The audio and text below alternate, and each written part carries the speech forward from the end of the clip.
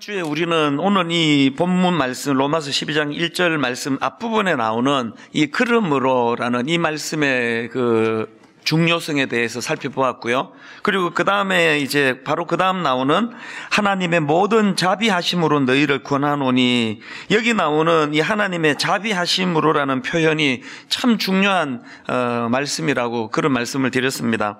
특히나 이 하나님의 자비하심으로라는 이 말씀이 우리 삶에서 늘 구현이 돼야 되는데 왜 그래야 하는지를 이제 두 가지로 설명을 드렸습니다.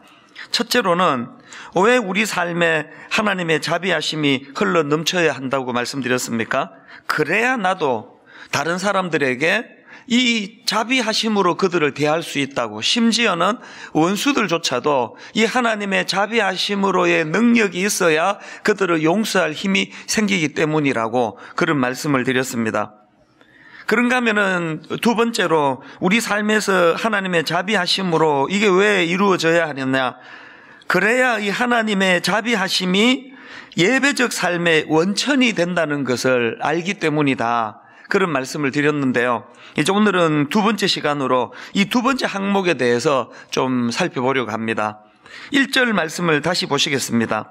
그러므로 형제들아, 내가 하나님의 모든 자비하심으로 너희를 구원하노니 너희 몸을 하나님이 기뻐하시는 거룩한 산 제물로 드리라. 이는 너희가 드릴 영적 예배니라.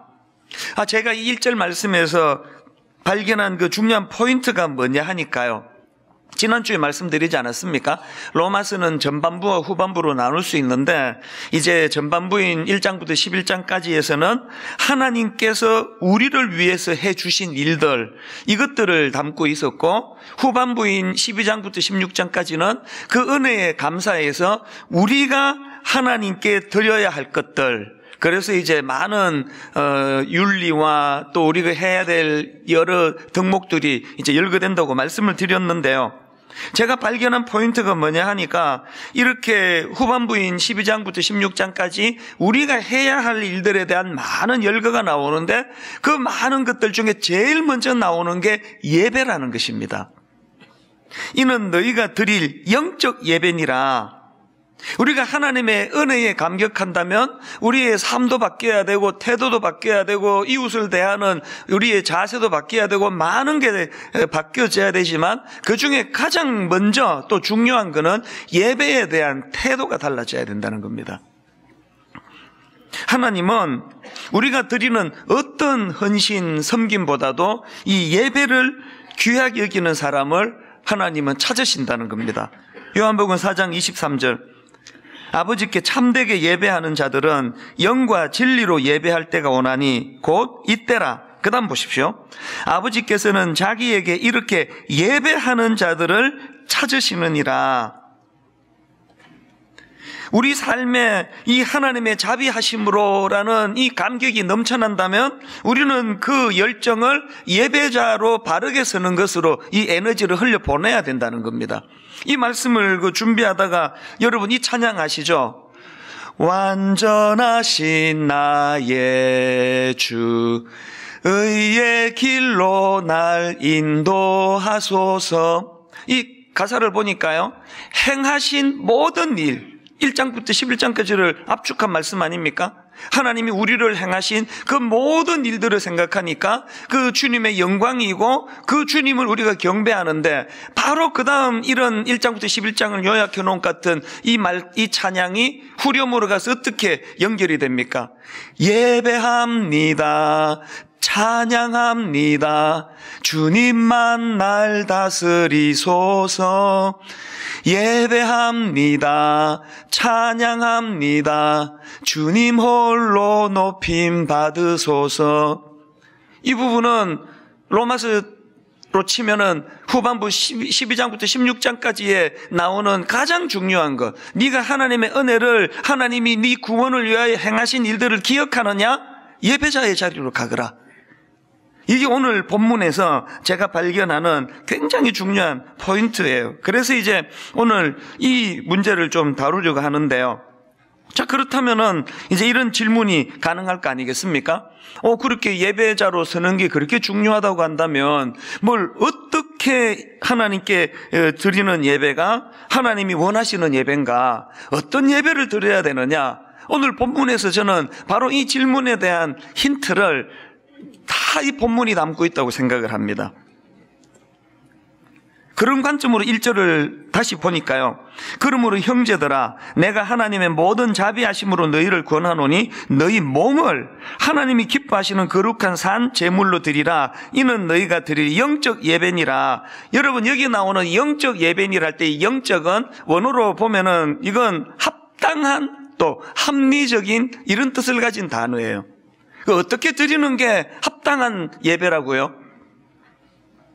구약에서는 양을 잡고 소를 잡고 비둘기를 잡고 이렇게 짐승을 잡아가지고 죽여서 하나님께 제물로 드렸는데 바울은 그런 거 말고 네 몸을 드리라는 거예요. 네 몸을. 여기 나오는 몸은 헬라어로 소마라는 단어인데요. 이 단어는 몸, 육체 이런 뜻도 있지만 오늘 본문에서는 이 단어가 전인격적인 삶, 이걸 가리키는 단어로 쓰였다는 사실이에요. 그 전인격적으로 드려지는 삶, 전인격적인 삶, 이게 뭘 의미하느냐? 그건 오늘 본문을 유진 피터슨이 쓴 메시지 성경으로 보니까 이걸 잘 담고 있는데요. 자, 한번 들어보십시오.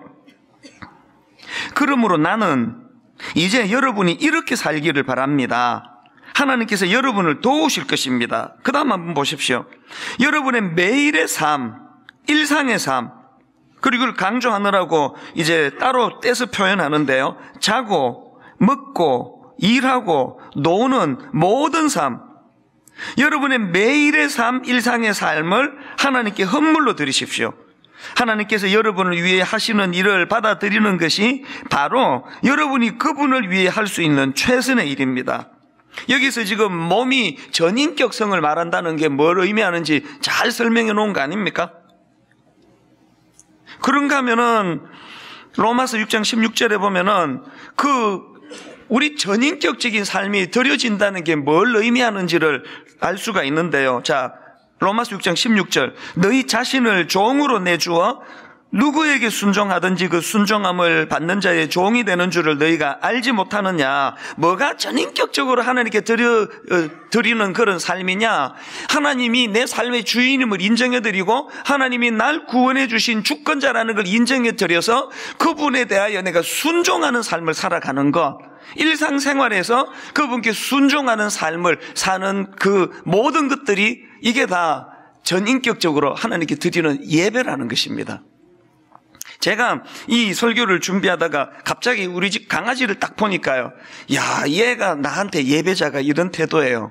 이게 무슨 말씀인가 하면은 여러분 사람들이 왜 그 강아지를 키우는지 아십니까? 제가 키워보니까요. 이 강아지에게 가장 좋은 점은요. 주인이 하는 모든 일들에 대한 팩트만 있지 Y가 없어요. 주인은 왜 저렇게 하지? 이런 게 일절 없고 주인의 결정에 대한 상황만을 수용하는 게 그게 강아지더라고요. 제가 어디 나가려고 옷을 주섬주섬 입으면은요, 이 강아지가 먼저 현관 앞에 가서 기다리고 있어요. 자기들 좀 데리고 가달라는 거죠. 이 겨울에 그냥 막 그 공기탁한 집안에만 있으니까 걔도 좀 답답한가 봐요. 그래서 이제 그 사람이 나가는 낌새만 있으면은 막 문 앞에 나가서 기다리거나 어떨 때는 또 막 이렇게 막 쪼르기도 해요. 막 깡충가지고 뛰면서 자기도 데리고 가라고 막 온몸으로 그렇게 다 표현을 하지 않습니까? 그런 그 열망하는 모습을 보면은 안쓰럽지만 어떻게 다 데리고 갑니까? 그래서 대부분의 경우는 못 데리고 갑니다. 가끔 산책시켜줄 때 말고는 거의 다 거절하거든요. 그렇게 막 따라가고 싶어가지고 깡충깡충 뛰고 하던 그 강아지에게 요 제스처를 쓰는 거예요. 그러면 이렇게 말합니다. 안 돼? 딱 한마디만 하면요. 바로 얘는 거기에 급순종 모드로 가가지고 납작 엎드려요. 그리고는 보채지 않아요. 그리고 이제 나가가지고 그 엘리베이터 기다리느라고 서 있으면은 방 안에서 얘가 막 괴로워가지고요. 막 하우링이라 그러죠. 신음소리를 이렇게 들려요. 막 막 이런 소리를 내면서 막 너무 괴로워가지고 막 고통해하지만 주인은 왜 안 데리고 가는 거야? 저게 의로운 주인 맞아? 뭐 이런 갈등이 없어요, 걔는. 아침에 이제 식사하러 이거 딱 가면은 저를 쫄쫄 따라와요. 그래서 제가 옆에 있는 의자를 딱 당겨주면은 거기에 깡충 올라타요. 그리고는 또 이제 열심히 이제 뭐 주는가 해서 기다리는데 얘 정말 웃기는 게 어떨 땐 침 삼키는 소리가 들려요. 꼴깍꼴깍 침 삼키는 소리도 들리는데요. 근데 어떨 때는 이제 소금기 없는 뭐 상추나 양상치 같은 게 있으면 이제 주기도 하지만 대부분의 경우는 개가 먹으면 안 되는 소금 있는 거 먹으면 안 되거든요. 그래서 처음부터 끝까지 침 삼키면서 가만히 응시하는데 끝까지 안 주면은요, 아무 갈등 없이 도로 그냥 내려가요. 아이, 더러운 놈. 막 이렇게 욕하고 내려가는 게 전혀 없어요. 팩트밖에 없어요. 제가 관찰한 거예요. 정말 내가 배우고 싶은 거예요. 그러니까 그 강아지를 키울 수 있는 거 아닙니까? 이 개가 우리 인간이 하나님께 하듯이 사사건건 시비 걸고 왜 이렇게 하시는데요? 하나님은 공의롭다면서 날 왜 이렇게 인도하시는데요? 왜요? 왜? 개 짖는 소리 같네. 개는 이런 게 없습니다. 제가 어떨 땐 그 강아지를 보면서 야, 네가 나보다 낫다.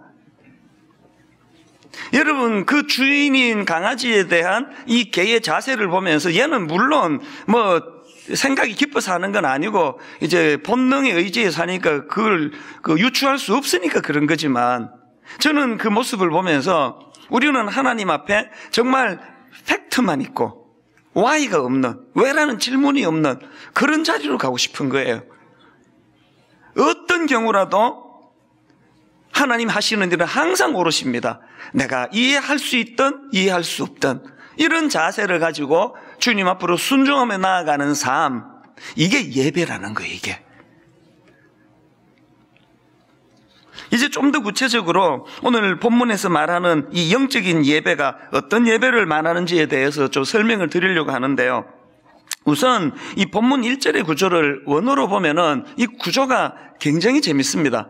큰 선포가 이제 먼저 나옵니다. 우리 몸을 제물로 드리는 것이 예배이다. 그렇게 선포하고는 이 선포된 제물에 대하여 형용사 3개가 이 제물을 바치는 그 구조예요. 그래서 제가 이런 구조를 바탕으로 해가지고 우리가 드려야 될 영적인 예배, 그 합당한 예배가 어떤 것인지를 이제 좀 설명을 드리려고 하는데요. 자, 우리가 드려야 될 합당한 예배가 어떤 예배냐? 첫째로는요, 산 예배예요. 혹은 살아있는 예배예요. 오늘 1절 말씀을 원어에 가깝게 번역해서 읽어드리면 내용이 이렇습니다. 화면으로도 나오는데요. 그러므로 나는 형제인 여러분들께 주님의 자비하심들로 부탁드립니다. 이 자비하심이 복수라고 지난주 말씀드리지 않았습니까? 그러므로 나는 형제인 여러분들께 주님의 자비하심들로 부탁합니다. 당신들의 몸을 살아있는 거룩하고 하나님을 기쁘시게 하는 제물로 드리십시오. 여기 있는 그 3개의 형용사가 뭡니까? 살아있는, 또 2번째 거룩하고, 또 3번째 하나님을 기쁘시게 하는. 우리말 성경에는 하나님을 기쁘시게 하는 게 제일 먼저 나와 있지만 원어에 보면은 살아있는이 제일 먼저 나옵니다. 그만큼 중요하다는 거겠죠. 자, 그렇다면은 여기 나와 있는 이 산 제물, 이게 뭘 의미하느냐? 그거는 한마디로 말씀드리면 이 삶으로 드리는 제물이에요. 아까 너희 몸을 산 제물로 드리라 할 때 이 몸이라는 단어가 전인격적인 삶을 의미한다는 것과 같은 맥락 아닙니까? 여러분, 우리가 이렇게 함께 모여서 드리는 이 공적인 예배에도 지각하지 않으려고 정성을 들여야 되고, 예배 시간에 졸지 않고 딴짓하지 않고 하나님께만 집중하려는 이 정성이 필요하다고 한다면, 똑같은 맥락에서 우리들의 삶 속에서도 똑같은 예배자의 자리로 그렇게 서야 된다는 그 모습이, 이게 산 예배라는 거예요. 이걸 잘 설명해 놓은 소논문을 하나 제가 봤는데요. 장신대 주승준 교수님이라고 그 인천에서도 목회하시는 저도 친하게 지내는 참 좋은 분이에요. 이분이 쓴 그 소논문에 보니까 이런 내용이 있습니다. 한번 들어보십시오. 미사라는 말은 예배의 마지막에 선언하는 이때 미사 에스트, 라틴어예요. 이때 미사 에스트라는 말에서 온 것인데, 자, 그 다음 내용을 들어보세요. 이때 미사 에스트란 단어는 여기에서의 예배는 이로써 마친다는 뜻이다. 결국 이 말은 이렇게 해석할 수 있다. 교회 안에서의 예배는 이것으로 마치고 이제는 하나님을 섬기기 위해 세상을 향해 나가서 행동하라고 말이다. 그리고 이 말은 세상 속에서 진정한 예배를 하나님께 드리라는 뜻이다. 이런 설명을 하면서 한마디 더 덧붙이는데 이 참 인상적입니다. 참된 예배는 주일 예배 시간에 축도 후에 비로소 시작된다. 그래서 제가 이제 마지막으로 이제 축도드림 예배를 마치겠습니다. 이게 용어를 바꿔야 될 것 같아요. 이제 축도드림으로 새로운 예배가 시작되겠습니다. 그 얘기예요. 이 참 의미 있는 말씀 아닙니까? 오늘 우리가 함께 모여드리는 이 예배만 예배가 아니라 이제 축도가 드려지고 나면 이제 새로운 세상에서의 일상에서의 엿새 동안의 예배가 시작이 된다는 거예요. 그래서 저는 목사가 늘 이 조명 아래에 사람 많이 보는 데는만 홀리 거룩한 척 하다가 강단에만 내려오고 사람만 안 보면은 그냥 세속적인 그런 사람으로 돌변하는 목회자라면 어떻게 그 목사가 예배자라고 할 수 있겠냐고요. 그건 위선자예요. 그런가 하면은 일상에서 드려지는 그 모든 우리 삶이 아우러져 이게 예배자의 자리로 가는 것이라면 중요한 거 하나 있지 않습니까? 여러분, 이번 동계올림픽에서 가장 그 유행어로 관심을 끌었던 게 영미! 이거 아닙니까? 이 영미 이 말을 만들어낸 그 팀이 대단한 팀 아닙니까? 이 컬링이라는 그 듣지도 보지도 못했던 비인기 종목에서 이 은메달을 땄다는 건 이거 대단한 일인데요. 제가 감동을 받은 게 뭐냐 하니까 그 은메달 따고 그 미국의 타임지에서 이런 보도가 나갔다고 합니다. 이들은 우승을 위해 휴대폰을 사용하지 않는다. 슈퍼스타가 된 사실조차 모르고 있다. 실제로 동계올림픽 하기도 전에 그 핸드폰 다 모아가지고 그 코치한테 다 반납했다 그러잖아요. 왜 그렇게 합니까? 저는 그게 예배자의 자세라고 생각합니다. 그들이 목표로 하는 그 한 방향을 향해 나가기 위하여 그 주변에 잡다한 것들을 다 끊는 거예요. 다 단절하는 거예요. 그런가 하면은 이번 동계올림픽 때 또 감동이 된 선수 하나가 더 있는데 윤성빈 선수라고요. 그 스켈레톤이라고 용어 자체는 처음 들어봐요.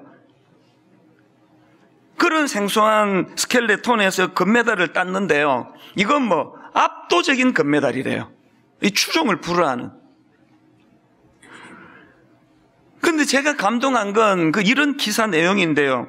밝은 표정으로 인터뷰하던 윤성빈은 수년간의 훈련 과정을 떠올리면서는 감정이 북받친 듯 눈시울이 붉어졌다.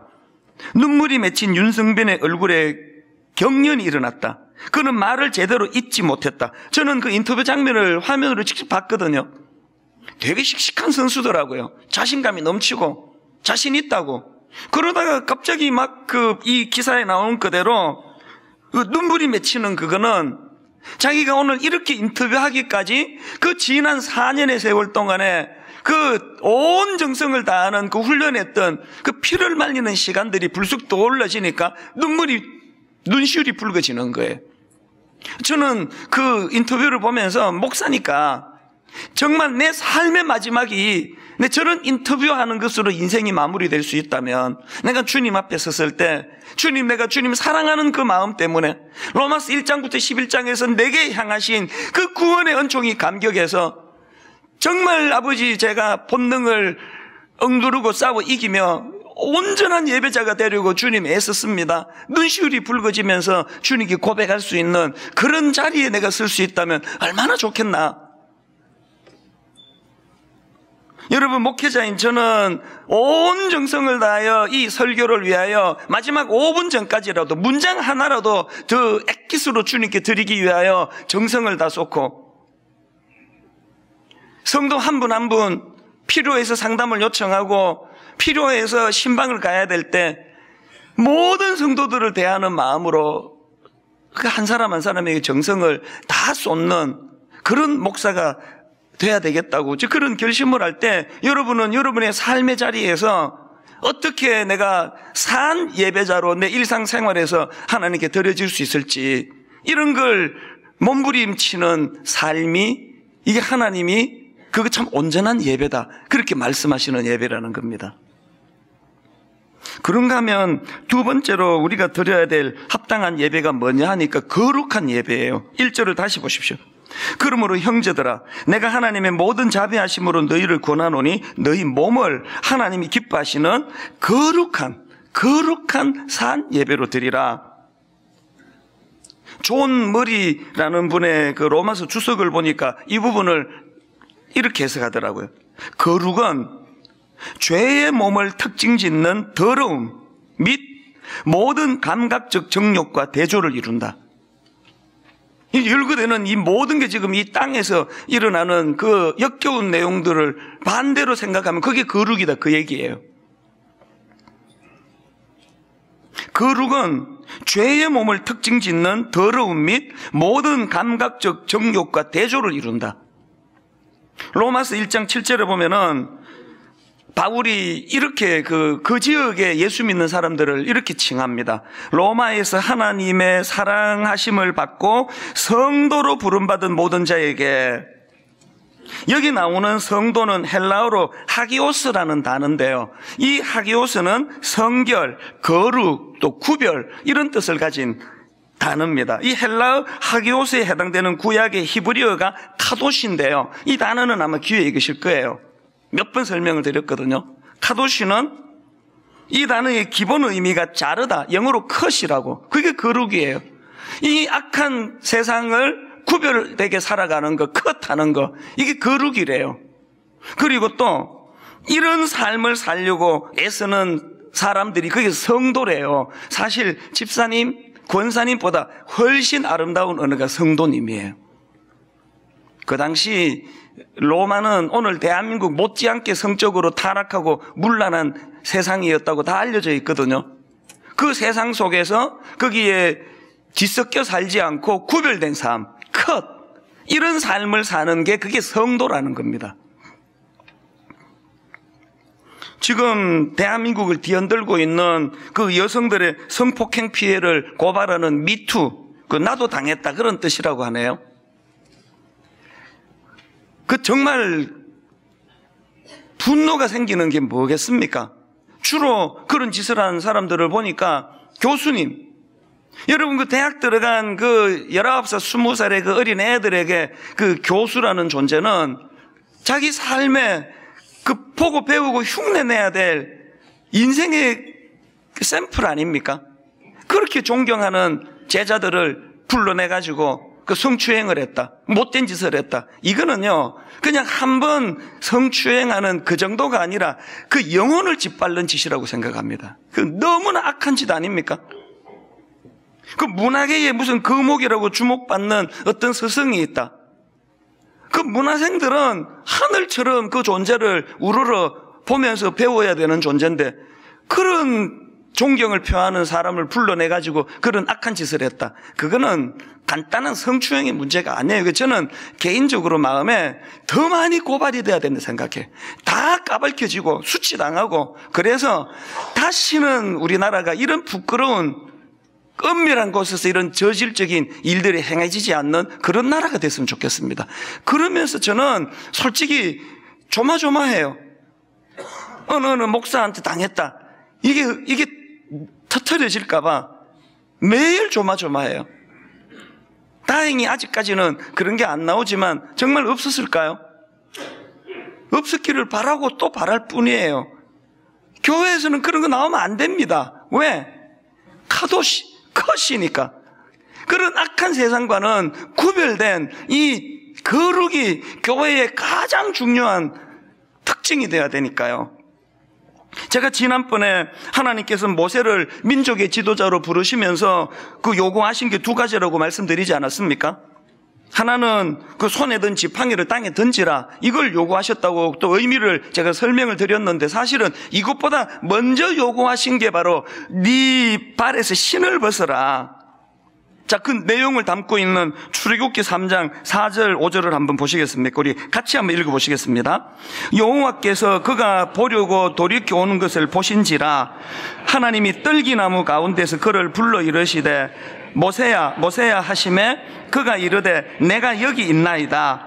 하나님이 이르시되 이리로 가까이 오지 말라. 내가 선 곳은 거룩한 땅이니 내 발에서 신을 벗어라. 저는 여기 나와 있는 이 두 메시지가 진짜 중요하다고 생각해요. 하나는 뭐예요? 네가 선 곳은 거룩한 땅이라는 거예요.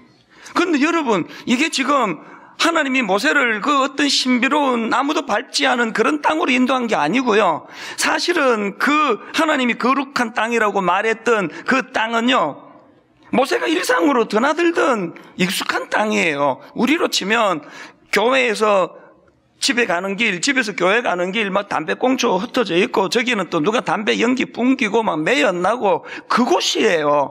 그런데 왜 하나님이 그 땅을 거룩한 땅이다, 왜 이렇게 말씀하시느냐? 왜 그렇게 말씀하실까요? 지금 하나님이 임재해 계시거든요.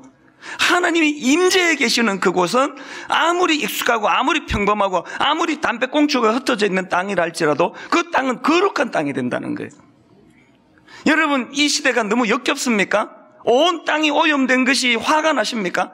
마음이 우울하십니까? 여러분이 서 있는 그 자리가 거룩한 땅이 되게 하려면 그 삶의 현장에서 하나님의 임재를 경험하셔야 되는 거예요. 지난주 말씀드렸잖아요. 새벽에 그 부산의 어느 공원 이름도 몰라요. 그 위치 자체가 궁금한 건 아니에요. 그런데 그 새벽에 제가 그 공원을 거닐면서 내 존재의 자금, 이 행위의 문제가 아닙니다. 어떻게 목사가 누구를 내가 이렇게 미워해서 되겠나? 내가 저 원수 같은 놈 왜 내가 사랑하지 못하나? 그래서 흘리는 눈물이 아니에요. 그런 행위의 문제가 아니라 내 존재의 문제. 사람들은 나를 큰 교회 목사라고 내 존재도 큰 줄로 오해하고 착각하는 분이 계시지만, 저는 저를 알잖아요. 누가 뭐라 그래도 나는 하나님 앞에서 너무 보잘것없는. 그래서 그 아침에 그 새벽에 그 공원을 거니면서 나의 자금을 알고 그분의 크심을 알며 소망 그 깊은 길로 가기 원하네. 비록 내가 이렇게 보잘것없는 존재의 자금으로 참 눈물을 지을 수밖에 없지만, 그러나 내게 있는 소망이 뭡니까? 그 주님의 깊으신 그분이 나를 견인해 주시기 때문에 나는 낙심하지 않는다. 언젠가 주님 인격 닮은 그 깊은 길로 갈 날이 있을 것이다. 이 벅찬 마음으로 눈물을 지으며 그 공원을 제가 걷고 있었기 때문에, 여러분, 그 시간에 그 부산의 이름 모를 그 땅이 거룩한 땅이 된 줄로 믿으시기를 바랍니다. 이게 거룩한. 그러면서 두 번째로 나오는 게 네 발에서 신을 벗어라. 지금 여러분, 하나님께서요, 너 엄청난 일을 네한테 맡기려고 하는데, 네가 이 엄청난 이스라엘 민족의 지도자가 되려면 적어도 5개국어 정도는 해야 될 거 아니냐? 영어 한번 테스트 해보자, 이런 걸로 접근하지 않으셨고, 하나님의 관심은 거기에 있지 않고 네 신을 벗어라. 뭘 의미합니까? 이 거룩한 땅에 걸맞는 거룩함을 요구하시는 거예요. 저는 우리 새아이에게 기도하면서 마음에 소원하는 게 이겁니다. 얘네들이 무슨 대학 가겠다고 영어 외우고 수학 공부하고 애쓰지만요, 저는 우리 아이들에게 정말 이런 이야기를 가끔씩 합니다. 요셉을 봐라. 하나님이 지금 요셉을 한 시대의 인물로 쓰시려고 계획하시면서 이놈이 자격이 있나 없나를 점검하고 테스트하는 첫 번째 관문이 뭐였니? 그 이상한 여자가 성적으로 유혹할 때 화들짝 놀라가지고 옷을 벗어 던지면서 도망가는 요셉을 보면서 하나님이 그때 합격! 넌 지도자 될 수 있는, 너는 지도자 자격이 있다. 오늘 하나님이 우리에게 거룩을 요구하세요. 뭐가 거룩한 예배라고요? 거룩한 사람들이 모여서 거룩한 하나님께 드리면 그게 거룩한 예배거든요. 마태복음 4장에서 예수님이 공생애를 시작하시기 바로 직전에 마귀의 3가지 시험을 받는 그 관문을 통과하는 내용이 나오지 않습니까? 그것도 같은 맥락이에요.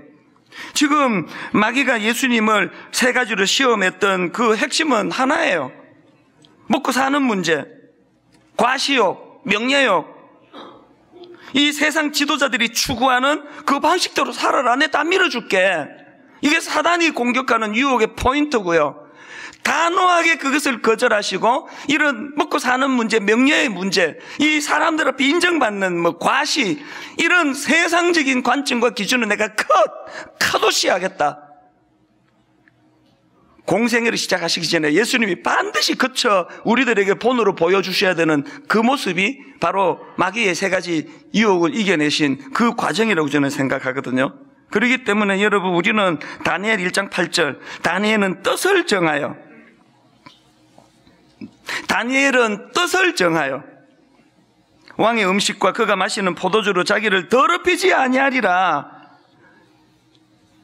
그 미투 운동이라는 억장이 무너지는 이 여성을 한 인격적으로 바라보지 않고 그저 놀이객감으로 생각하는 그런 교수니 문학의 금옥이니 이런 지도자급에 있는 사람들조차도 이런 저질적인 태도를 가지고 살아가는 이 시대에 나는 그런 세상에 물들지 않겠다. 어떤 경우라도 부자도 가난한 사람도 어린애도 연세 대신 백발이 승승한 어르신도 남자도 여자도 이런 것으로 구분짓지 않고 하나님의 형상을 닮은 한 인격, 함부로 대할 수 없는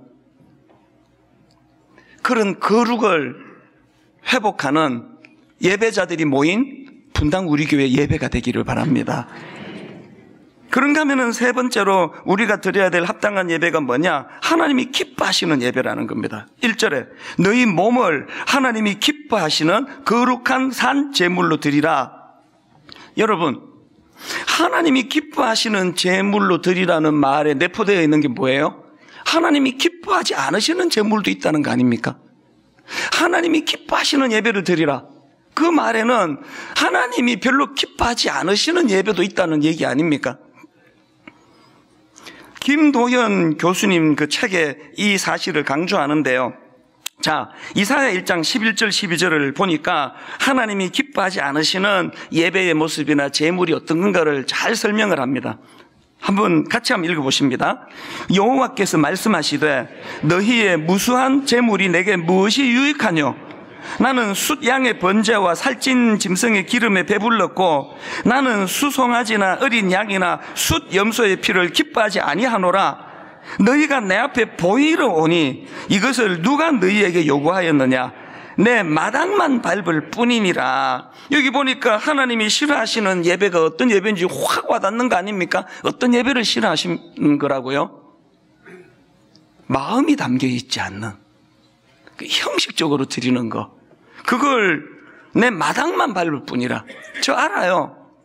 분당 우리 교회 오늘 여기 마당만 밟고 가는 분들이 꽤 많다는 걸 알거든요.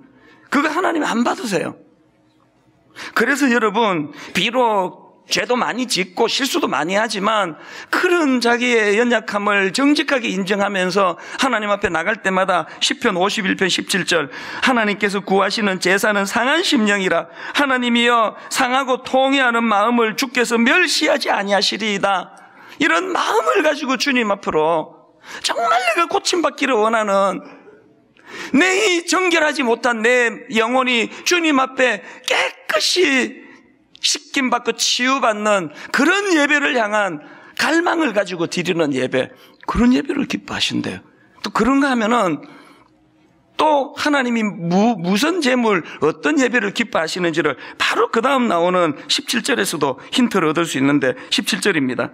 선행을 배우며 정의를 구하며 학대하는 자를 도와주며 고아를 위하여 신원하며 과부를 위하여 변호하라 하셨느니라. 엿새 동안의 일상의 삶에서 네가 이웃을, 가난한 자들을, 불쌍한 자들을, 또 정의롭지 않은 이 세상에 어떤 삶을 살았는지가 그게 오늘 여러분이 제대로 된 예배자인지 아닌지를 판가름한다고 한다면 오늘 여기서 눈 똑바로 뜨고 안 졸고 쳐다보는 거기라 예배자의 승패가 나는 게 아니라 여러분의 여세의 삶이 이미 나는 좋은 예배자인지 그렇지 않은 예배자인지가 판가름이 난다는 거예요. 제가 좋은 설교자라는 건 오늘 요 30분 준비한 설교를 잘했다 못했다 이걸로 판가름 나는 게 아니라 보이지 않는 곳에서 엿새 동안 하나님 앞에서 내 행동들이 어떠했는가, 이게 좋은 설교자인지 아닌지를 판가름한다는 거예요. 그 음식에 대해서 주님이 주시는 말씀 다 아시죠? 이사야 58장 6절 7절 세 번역으로 보십시오. 내가 기뻐하는 금식은 막 40일 50일 그렇게 금식하는 게 아니래요. 내가 기뻐하는 금식은 부당한 결박을 풀어주는 것, 멍에의 줄을 끌어주는 것, 압제받는 사람을 놓아주는 것, 모든 멍에를 꺾어버리는 것, 바로 이런 것들이 아니냐.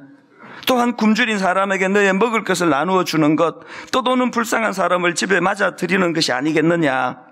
헐벗은 사람을 보았을 때에 그에게 옷을 입혀주는 것, 너의 고죽을 피하여 숨지 않는 것이 아니겠느냐.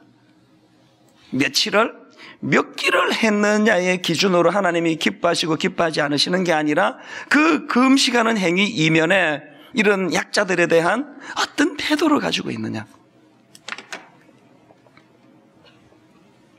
저는 이 세 가지 항목으로 자기를 비추어 보면서 여러분 로마서 1장부터 11장까지 그 큰 은혜의 감격이 우리에게 회복이 된다면 우리 일상적인 삶 속에서 아까 먹고 마시고 쉬고 자고 이 모든 삶이 다 어려워져서 나는 하나님 앞에 진정한 예배자입니다, 이렇게 고백할 수 있게 되기를 바랍니다.